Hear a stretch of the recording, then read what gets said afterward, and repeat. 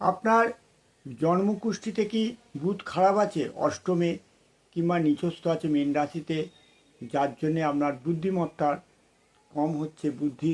দেখুন, বুধ যদি খারাপ থাকে তাহলে মনে করবেন আমরা সমস্ত গ্রহ কিন্তু কাজ করলেও সেই গ্রহের শুভ ফল কিন্তু পাবেন না।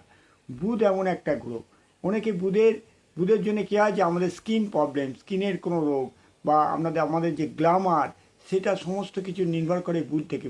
বুধের বুদ্ধি থেকেই কিন্তু ব্যবসা, বুদ্ধি থেকেই কিন্তু মানুষের সমস্ত কিছু নির্ণয়।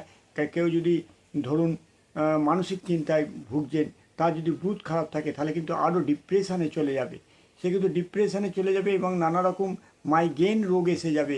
এই বুধ যদি বুদ্ধি থাকে, সে বুদ্ধির বলে সে সব কিছুকে জয় করতে নেই। সমস্ত গ্রহ একমাত্র এই বুধের ওপরে নির্ভর করে। বুধ যার ভালো তার সমস্ত গ্রহ ভালো।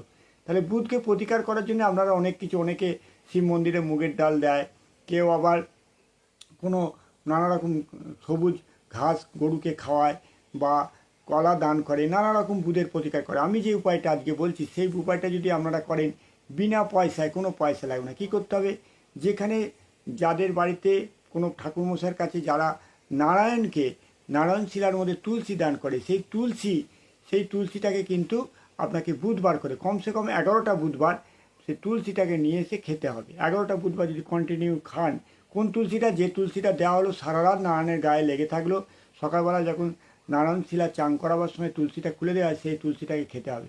5টা করে তুলসী পাতা রেগুলার মানে বুধবার করে খান, 11টা বুধবার, দেখুন আপনার বুধ অটোমেটিক ঠিক হয়ে যাবে বিনা পয়সা। এটা সব থেকে সহজ উপায়। আর কি করবেন, ওং নমঃ ভগবতে বাসুদেবায় অহরত্ব এইটা জপ করে যান।